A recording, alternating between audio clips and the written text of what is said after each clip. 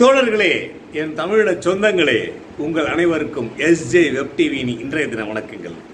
இன்று நாம் உங்களிடம் பகிர்ந்து கொள்ள போவது தா விஜய் விஜய் விஜய் ஒரே தாரக மந்திரம் தமிழ்நாட்டை அதிர விட்டுருச்சு.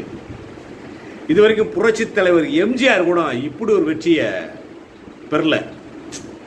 ஆனால் ஒரு தனி மனிதன், எந்தவித கூட்டணி கட்சியும் கிடையாது, தனி ஆளா புரட்சி தலைவர் எம்ஜிஆருக்கு பெரியார் கூட இருந்தார், அண்ணா கூட இருந்தார், அப்புறம் கலைஞர் கூட ஆட்சி பண்ணார்.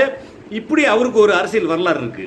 ஆனால் எந்தவித அரசியல் வரலாறும் இல்லாமல் ஒரு தனி மனிதன் ரெண்டு பெரிய அரசியல் கட்சி ஏடிஎம்கே டிஎம்கே எதிர்த்து நின்று ஒரு தனி மனிதன் நான் மக்களுக்கு நல்லது செய்வேன் சொல்லி துணிஞ்சு நின்னார். விஜய் சார் இறங்கினார். இந்த துணிச்சல் வேற எவனுக்கு வராது.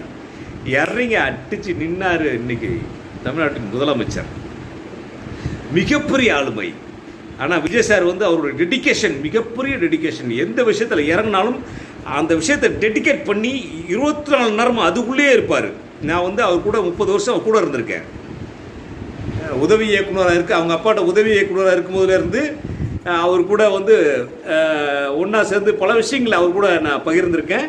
ஆனால் அவருடைய டெடிக்கேஷன் தான் ரொம்ப முக்கியம். எந்த விஷயத்தில் ஒரு விஷயத்தில் இறங்கினாலும் அந்த விஷயத்தில் உன்னிப்பாக அதுக்குள்ளே இறங்கி வேலை செய்வார். இன்றைக்கி அவர் கொடுத்த வாக்குறுதிகள், தமிழ்நாட்டுக்கு ஒரு வாக்குறுதிகள் கொடுத்துருக்காரு. இந்த வாக்குறுதிகள் எப்படி செயல்படுத்தணும்னு அவருக்கு தெரியும், செயல்படுத்துவார். இந்த 5 வருஷம் இவங்க ஆளுங்கட்சி அவங்க ஏடிஎம்கே டிஎம்கே என்ன எதிர்ப்பு கொடுத்தாலும் கண்டிப்பாக பெரிய குடைச்சல் கொடுப்பாங்க. அதையெல்லாம் முறியடிப்பார். அந்த ஆளுமை சக்தி விஜய் சார்கிட்ட இருக்குது. ஆனால் அது இல்லாமல் அவர் உள்ளே இறங்க மாட்டார். அவர் எதுவாக இருந்தாலும் சிந்திச்சு தான் இறங்குவார். நம்மளால் முடியுமான்னு முதல்ல யோசிப்பார். இந்த ஒரு படம் நடிக்கிறதுக்கே இந்த படம் நம்மளால் நடிக்க முடியுமா, நம்மளால் நடிப்போமா அப்படின்னு தெரிஞ்சு தான் அந்த படத்தில் நடிக்க இறங்குவார். இறங்கிட்டார்னா ஆனால் முழு உழைப்பையும் அதில் செயல்படுத்துவார். அதே மாதிரி தான் நம்மளால் முடியும். அரசியலில் இந்த தமிழ்நாட்டு மக்களுக்கு ஏதோ ஒரு நல்லது செய்யணும் அப்படின்னு நினச்சாரு.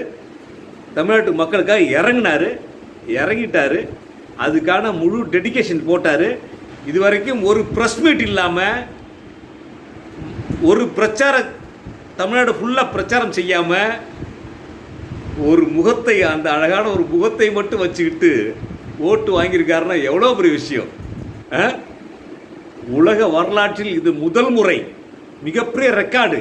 விஜய் சார் சிஎம்ங்கிறது ஒரு மிகப்பெரிய ரெக்கார்டு. இந்த ரெக்கார்டை தொடருவார் அவர். திரும்பவும் தொடர்ந்து விஜய் சார் தான் முதல்வர் தமிழ்நாட்டுக்கு. அவர் இருக்கிற வரைக்கும் அவர் இருப்பார். இன்னும் 50-100 வருஷம் இருப்பார். அவர் இருக்க வரைக்கும் அவர் தான் முதல்வர். வாழ்க தமிழகம், வாழ்க தமிழக வெற்றி கழகம்.